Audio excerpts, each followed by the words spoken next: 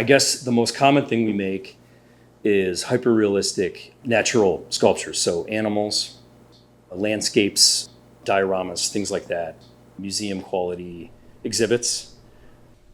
Usually when people ask us what we do here, I used to say, have you ever seen Jurassic Park? And I would just talk about the raptors and the dinosaurs. I think it's a lot more complicated than that.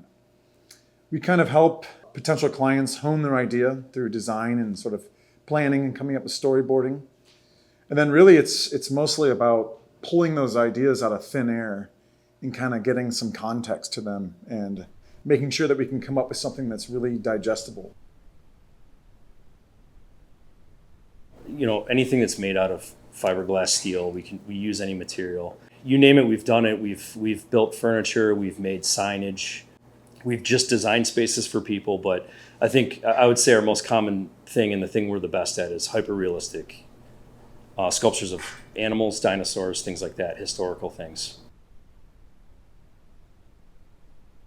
We kind of operate in an old school way here, I guess. We still draw with our hands and we still color with markers. Nothing beats using all those raw materials. We're still faster with those. We still sculpt with our hands. Sometimes we'll do scale models, quick sculpture, so that the client can actually hold it or walk around it and see what they're actually going to get. I mean, you can look at a computer screen of a 3D model. It's not the same thing.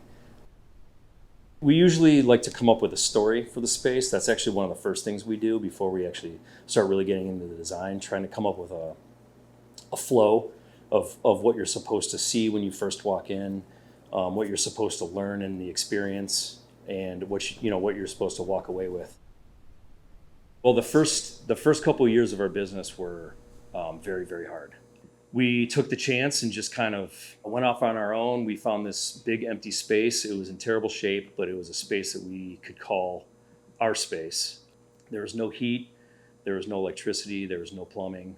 It was just a big dark space, and it was pretty rough, especially in the winters. We were working here with no heat, and we would have to rely on propane heat and plastic rooms that we would kind of have to quarantine off just to hold some heat in so that we could draw and do design work and sculpt and just actually have materials set up, because most things don't work when it's freezing. And this sounds terrible, but we would go in between almost passing out from the fumes to freezing. We would just go back and forth between that. That's what it was. We ate spaghetti for a couple of years and just tried to make it work and just worked really hard and got our name out there.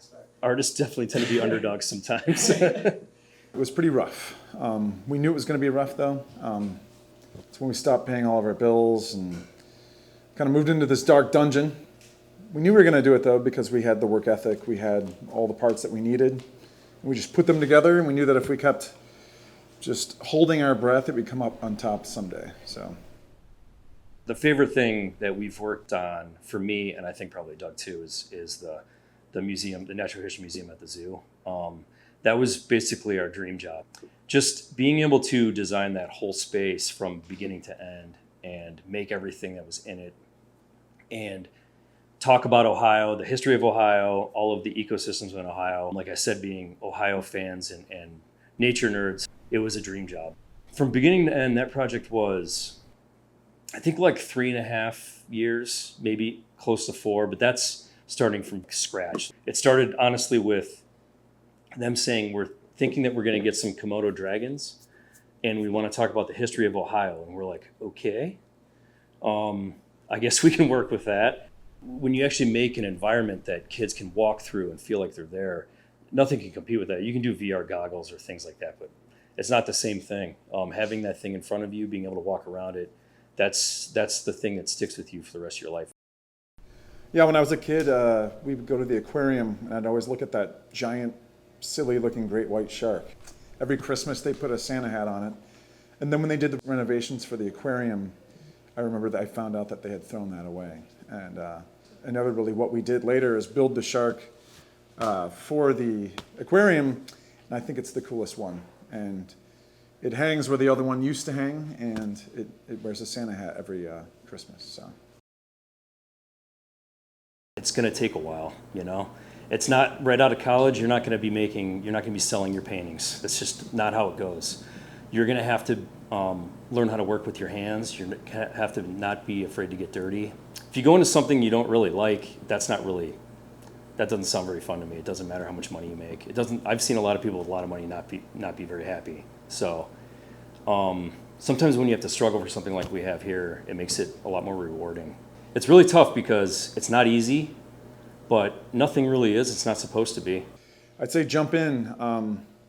Know that it's going to be painful at times, but just persist. And if you're passionate enough about it, it should probably work out.